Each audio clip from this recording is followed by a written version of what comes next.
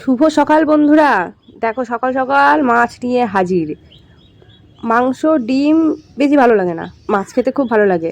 আর কিন্তু বাজারে গেলেই মাছ বলতে ওই তেলাপিয়া মাছের দিকেই আমার নজর যায়।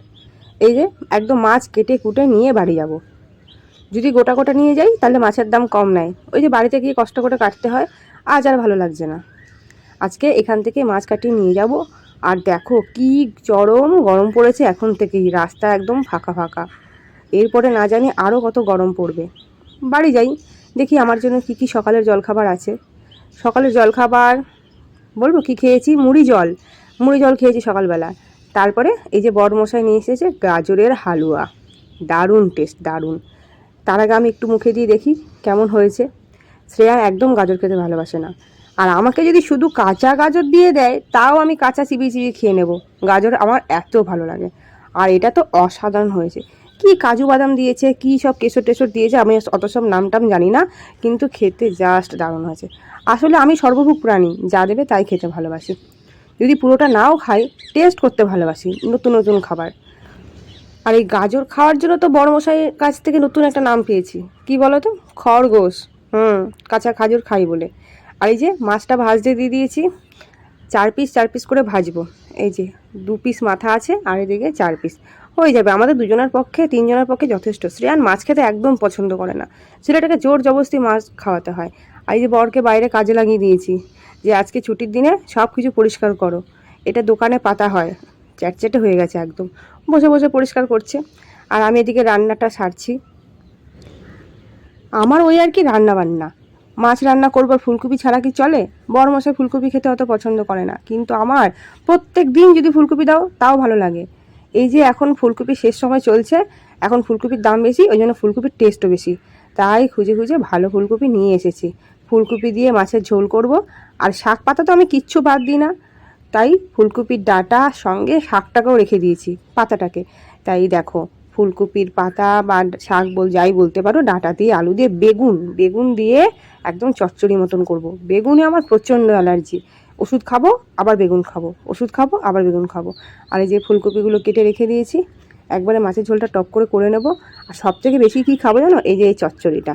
যে কোনো চচ্চড়ি বাটাবুটি আমার খুব প্রিয়। তেলটা দেখো গরম করে নিয়েছি, এই তেলের মধ্যেই ফুলকপিটাকে একটু হালকা হালকা করে ভেজে নিই। আগে ফুলকপির মধ্যে হলুদ দেবো না, হলুদ দিলে আবার তেলটা পছন্দ করে না। তেল নাকি হলুদকে একদমই পছন্দ করে না, হলুদ দেবো আর তেলটা সব টেনে নেবে।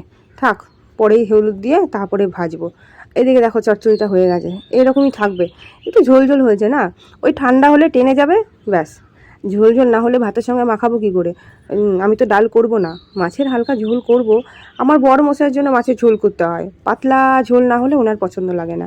মশলাটা এদিকে কষিয়ে নিয়েছি, ওই আদা দিয়েছি, টমেটো, জিরে বাটা, লঙ্কা বাটা, লঙ্কা তো বেশি খায় না ঝাল, লঙ্কা দিয়েছি, ব্যাস। আবার কি, মাছের ঝোলে আবার রসুন ভালো লাগে না, সামান্য জিরে ফোড়ন দিলে মাছের ঝোলের টেস্টটা ভালো আসে। পেঁয়াজ মাছের ঝোলে খুব একটা ভালো লাগে না, ঝালে ভালো লাগে, মাছের ঝালে। তো ফুলকপি দিয়ে দেখো মাছের এরকম ঝোল ঝোল করা হয়ে গেছে। এবার ভাজা মাছগুলোকে দিয়ে জাস্ট ঢেকে দেবো। আমাদের মধ্যবিত্ত বাঙালি পরিবারে মাছের ঝোল ভাত হলে আর কি চাই। বর আমাকে এমন রাগায়, বাপের বাড়ি বাঙাল তো, ঘাস ফুস আমরা সব খাই, এদের বাড়িতে আবার খাই না। সব রকমের পাতা বাটা দিয়ে দাও, কচু গাছের গোড়া থেকে কচু গাছের আগা, যা দেবে আমি সব খেতে ভালোবাসি। কাজকর্ম না থাকলে আর কী হয় বলো? এই যে এই ন্যাকড়াগুলো আছে, এগুলো হাঁড়ি ধরায়, কড়াই ধরার, এগুলো অনেক দিন ধরে ভাবলাম কাচবো। এমনি জল ধোয়া প্রত্যেক দিনই করি, তাই আজকে গরম জল দিয়ে বেটাগুলোকে ভালো করে চুবিয়ে রেখেছি গামলাতে, দেখো, যাতে ভালো করে ছেড়ে যায়। এখানে রুটি রাখার কাপড়ও আছে। বড়মশাইয়ের দিকে স্নান হয়ে গেছে, ওকে পুজো করতে বসিয়েছি, চলো একবার দেখিয়ে দিই। এই যে বর পুজো করছে, এদিকে ছেলের অবস্থা দেখো। ওই যে পূর্ণিমার পুজো করেছিল, সে ঘটে নারকেলটা ছিল, ওই নারকেলটা ওকে খেতেই হবে আজকেই। নারকেলের জল বলতে তো কিছু নেই, ওই একাই নারকেলটা ফাটাবে। এবার নারকেল ফাটাতে গিয়ে আঙুলটা না ফাটিয়ে বসে, আমি দেখি কতক্ষণ কি করে, তারপরে আমি ফাটিয়ে দেবো। আর ওই যে বাবা বাসিটা দিয়েছে, সেটা কন্টিনিউ সকাল থেকে পোঁ পোঁ করে বাজিয়েই চলেছে। সত্যি রানী ভালো লাগে না, গাজর খাওয়া কত ভালো জানি।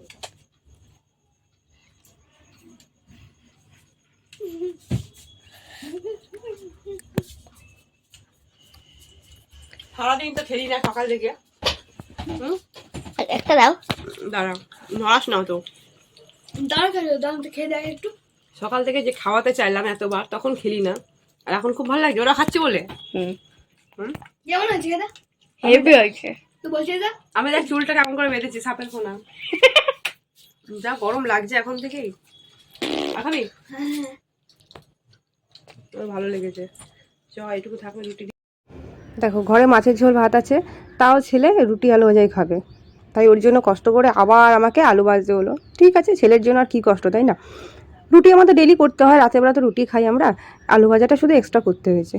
তো ঠিক আছে বন্ধুরা, আজকের ব্লগটি কেমন লাগলো সেটা কমেন্টে জানিও, আর ভালো লাগলে লাইক শেয়ার সাবস্ক্রাইব করতে ভুলো না। Tata bye bye, good night.